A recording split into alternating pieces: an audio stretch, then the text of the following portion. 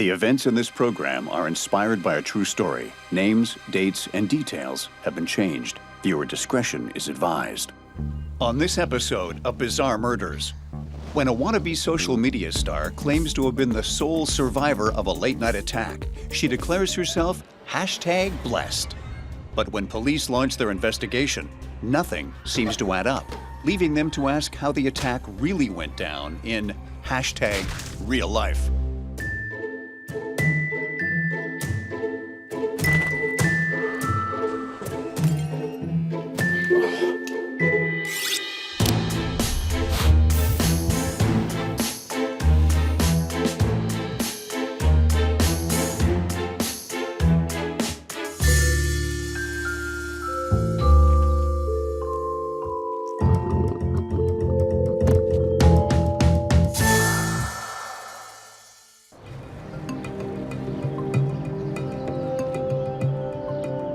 Maureen, the manager of a local outdoor clothing and activity store, arrives at work one morning to find the front door unlocked. Assuming the supervisor from the night before has failed to close properly, Maureen simply continues on with her morning routine until she discovers a horrific scene. I need the police. And maybe an ambulance?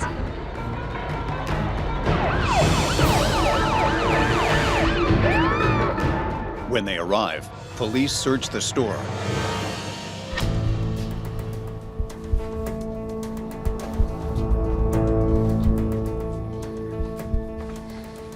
Please help me. There, they discover the two 20-somethings who were scheduled to close the night before. Please help me. Emma is traumatized but alive. Her supervisor, Taylor, however, isn't so lucky. On the surface, this looks to be a robbery gone wrong. Very, very wrong. You've got one girl who's alive but badly injured, and another who's dead, having been beaten almost beyond recognition. My experience in the FBI tells me that you don't generally see this level of violence with the robbery gone wrong. They generally stop when you're dead. So I'm thinking there's more to this than meets the eye. Emma, a budding lifestyle blogger and social media influencer, gives her statement to police. It was horrible. Poor Taylor. She was my bestie. We closed up the store like we always do. Okay. It was so great. I know. I'll see you tomorrow, okay? Mwah, mwah. Love you. Bye. But then I realized I forgot my house keys and my wallet, so I called Taylor and asked her. Do you mind coming back and letting me in to get them? So Taylor came back. Just as Taylor was unlocking the door, two men rushed out of the shadows, grabbing the women and forcing them inside. You, around there! What? Get around there and open the register! I can't. It's locked. Stop lying to me! No, we already deposited it. There's nothing in there. Open it up or I'm gonna hit you! You're not listening. There's nothing I can do. No. Run! No.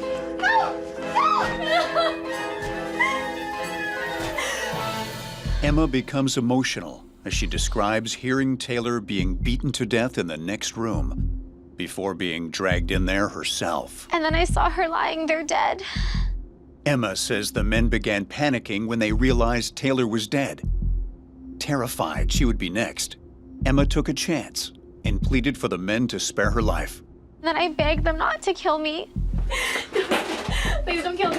Please don't kill me. Please don't. Please don't kill me. Please don't kill me. I couldn't tell who they were, so I swore I wasn't gonna tell anybody what happened. Don't kill me. Don't say anything, and we'll come back and kill you too. Come on, let's go.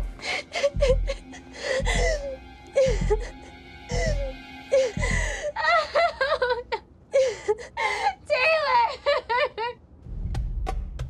I'm surprised that Emma was left alive. I mean, most of the time, criminals who are willing to beat and stab one young woman to death don't leave another alive to serve as an eyewitness to their crimes. Isn't that the reason they killed the other one?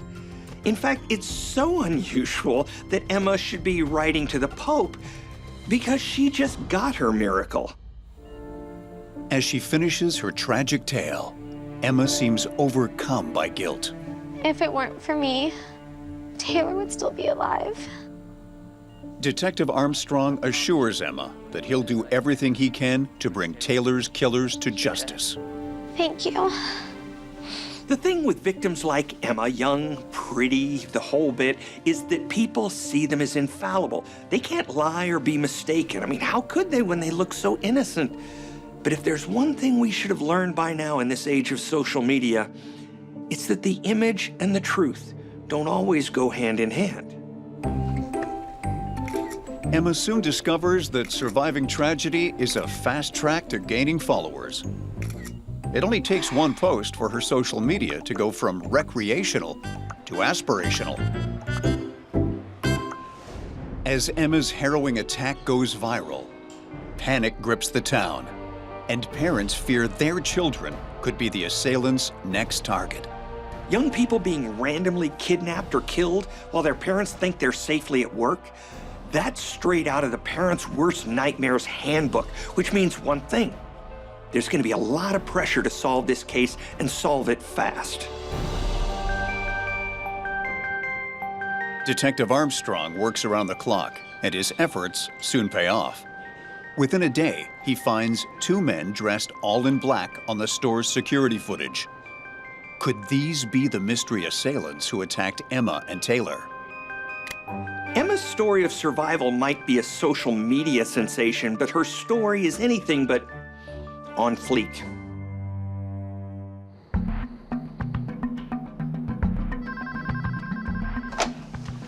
Armstrong.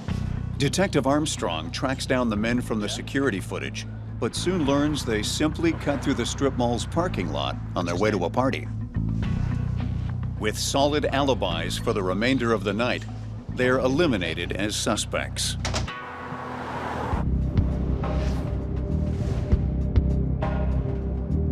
When Detective Armstrong re-examines the crime scene, he discovers another issue. Emma said that there were two attackers, but there's only one pair of men's bloody footprints in the store, suggesting a single assailant. There's a few reasons a victim's story may not check out. They may be traumatized so badly that they get details wrong. I've seen that. They may be so scared of their attackers that they lie to the police, or they may lie to cover up something even worse.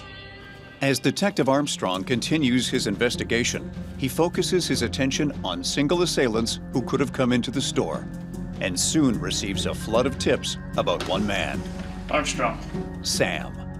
When Detective Armstrong looks into Sam's background, he finds a long rap sheet of petty crimes, as well as a history of being aggressive with women around town. It's clear that Sam has no respect for law or women, and he hangs out at a local pool hall, which just happens to be down the street from the store Emma works at. And if that's not enough to raise a red flag, old Sam is often seen cutting across the strip mall parking lot en route to the pool hall. Yeah, that's enough to bring him in. But when Detective Armstrong goes looking for Sam, he's not at his favorite hangout spot, but at the hospital, after getting into a fight a couple of nights before. Sam, I'm Detective Armstrong. Is it okay if I ask you a few questions? I guess. The man he finds is nothing like who the tipsters described. We've been thinking Sam could be a cold-blooded killer who overpowered two young, active women, brutally murdering one of them. But this guy, he doesn't look like he could even take me down. And look at me, I'm old, I'm retired. Detective Armstrong shifts his focus, hoping to still get some information out of his visit. I'm investigating a murder that took place at the strip mall on the 5th. I was in the strip mall. You were in the strip I mall. cut through there in the evening. You cut through there what time, Sam?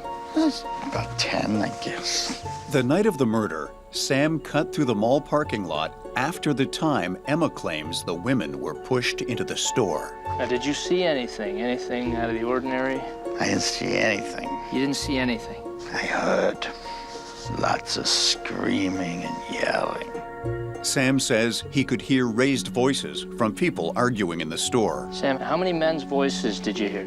Detective Armstrong gets an answer he never expected. No men. Women. Sam claims there were just 2 women yelling that night. Well, that doesn't line up with Emma's report, but let's face it, Sam isn't the most reliable witness. So the question becomes, whose statement is accurate, Sam's or Emma's? Hoping for clarity, Detective Armstrong turns to store manager Maureen, who immediately raises her own doubts about Emma's story.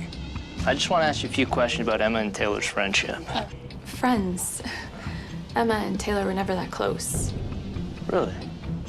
Maureen says that not only were Emma and Taylor not besties, Okay, bag check time. but Taylor had just accused Emma of stealing from the store. Okay, yours? Oh, Okay, oh, oh, yeah, I bought that earlier. really? Well, the receipt is in the cash and the cash is locked, so I'll be sure to show Maureen first thing in the morning. Okay.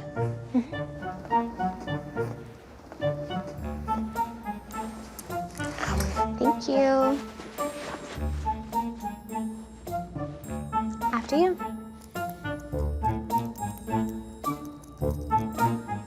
Taylor sent Emma home, telling her they'd discuss the issue again in the morning. Once she left, though, Taylor became increasingly convinced that Emma had stolen the tank top. Hey, Maureen, it's Taylor. Listen, I don't want to have to do this, but Taylor told me Emma had a swim scholarship at college and she lost it and she got kicked off the team when she was caught stealing. Really? Emma had been the star of her swim team, and her future looked set. But she was unable to stop stealing, and eventually was kicked out of school. all right, I'll see you tomorrow. There are 2 types of theft, normal theft and obsessive. Normal theft is deliberate and motivated. They want something, an item, or the cash they can get from selling it. Obsessive theft is more random. Most of the time, they don't even know why, but they can't stop themselves. This second kind of theft often points to larger issues. That okay? Emma could have paid for that top, but instead, she pulls a full-on Winona Ryder. Emma had only just gotten her life back on track, developing an online presence and getting her job at the store. But now, a single tank top could derail her again. Detective Armstrong has concerns about Emma's story, and these only increase when he learns that Taylor's car has been found a block away from the store, with Emma's fingerprints and blood in it. If it were just Emma's fingerprints and they were, say, on the passenger side, it would be easy to believe she got a ride home from work with Taylor one day. But her fingerprints and the blood were on the steering wheel. And that can only mean one thing. She was driving that car the night of the murder, and the perpetrators would never let her do that unless they're from the Dumb and Dumber School of Kidnapping.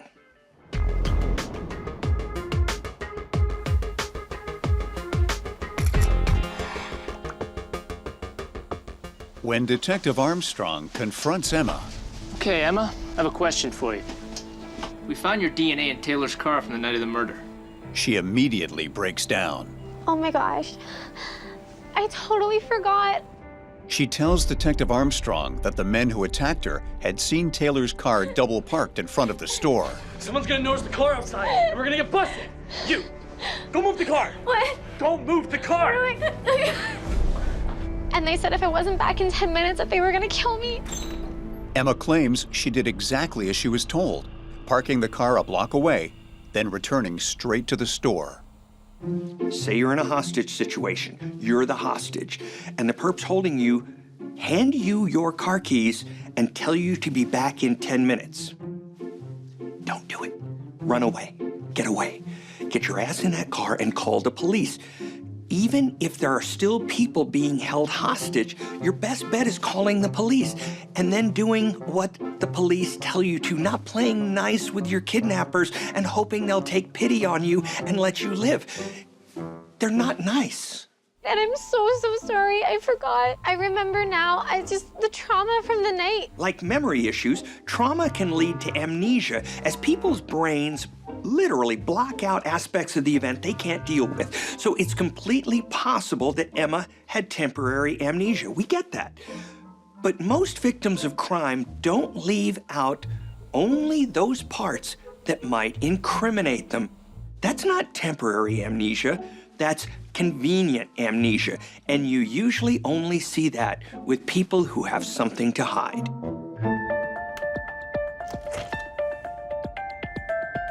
Detective Armstrong isn't convinced by his eyewitness's latest story, so returns to the scene of Taylor's murder, hoping to get some new insight on the case.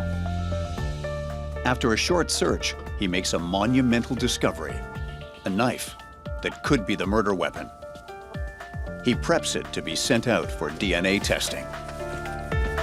This case is all about he said, she said. So finding a potential murder weapon, one that could have DNA evidence on it, is just what we need to figure out who's telling the truth and who's using a rose-tinted filter on their story. Detective Armstrong goes over the rest of the crime scene with a fine-tooth comb.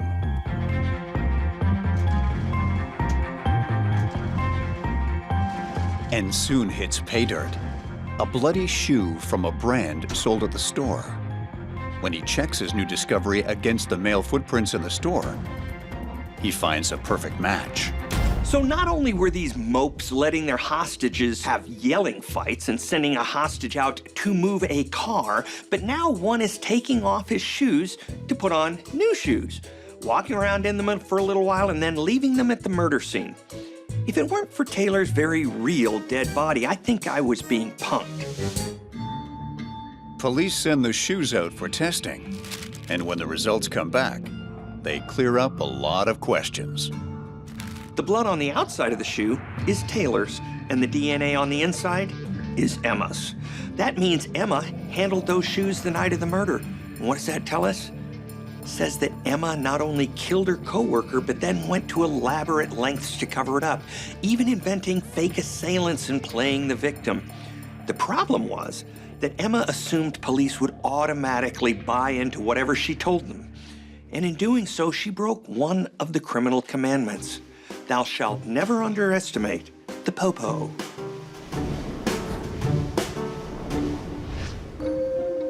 Detective Armstrong confronts Emma, who sticks to her story. Detective, I swear I'm the victim here. But this time, Detective Armstrong isn't buying it. I know there were no men there that night. The story does not add up. Tell me what happened that night. He pushes Emma for the truth. And finally, it comes tumbling out. I've got all the details. I did what I had to do. I stole the shirt, and she was gonna rat me out.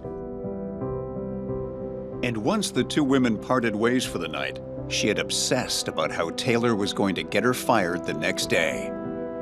Hoping to talk to Taylor before she could report the incident, Emma called her, claiming to have forgotten her wallet and house keys in the store. Emma tells police she just wanted Taylor to come back so they could have a private conversation. But you know where else you can have a private conversation? On the phone. If you ask me, Emma might not have known she was going to kill Taylor when she called, but she'd already decided to do whatever was necessary to make this situation go away. Hey. Hey, thanks so much. Oh, yeah, don't worry about it. Taking the responsibilities of her job seriously, Taylor came right back to the store. She even offered to help look for the lost wallet and keys. Where do you think you left them? Behind here? But Emma had other things on her mind. No, I don't see anything. If you say anything, my life will be ruined. Again. Please don't tell Maureen that I took the tank top. Emma had her life fall apart once before because of stealing, and then just when she felt she'd gotten back on track, she saw everything about to slip away again. And that's when she went into self-preservation mode. And the problem with that is this: even if people seem rational at first, when they get into self-preservation mode, anything can happen. Emma, I'm really sorry. I already called Maureen. Why would you do that? I wasn't trying to get you in trouble. It's just... Is your life so horrible that you had to ruin mine too? Calm down. Do not tell me to calm down. I'm out of here. I have to go. Taylor.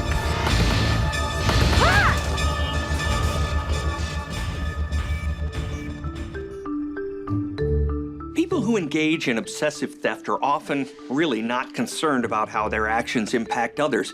They're addicted to the rush they get from breaking the law and getting away with it. Because of those things, we often see people who engage in obsessive theft escalate their criminal behavior over time. If you ask me, Emma was in a panic and a rage when she hit Taylor that first time.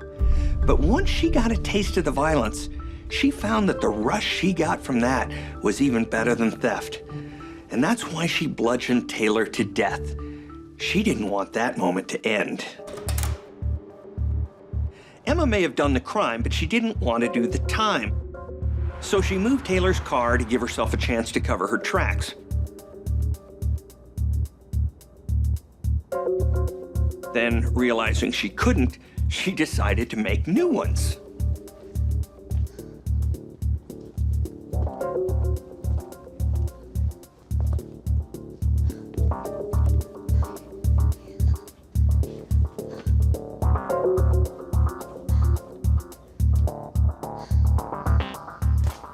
Knowing she couldn't get rid of the shoes that night, Emma hid them in the store, planning to come back for them later.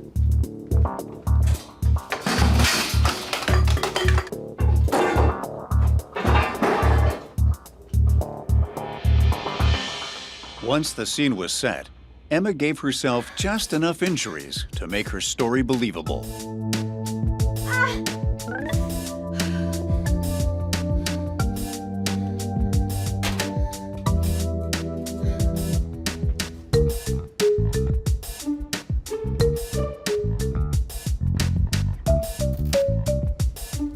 Then settled in and waited to be found the following morning. Please help me.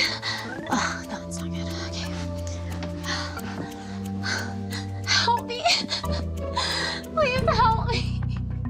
Emma was so desperate to hold on to her life and her online status that she was willing to literally bleed for it. That shows the same kind of extreme behavior and impulse control issues that I suspect led her to steal and then to kill. Having heard her confession, Detective Armstrong charges Emma with first-degree murder. Emma, you're under arrest. Emma is convicted of murder and sentenced to life in prison. Emma apparently got confused between slay the day and slay your coworker. It's easy to do. And so in trying to save herself from being fired over stealing, she got herself locked up for murder. Talk about your epic fail.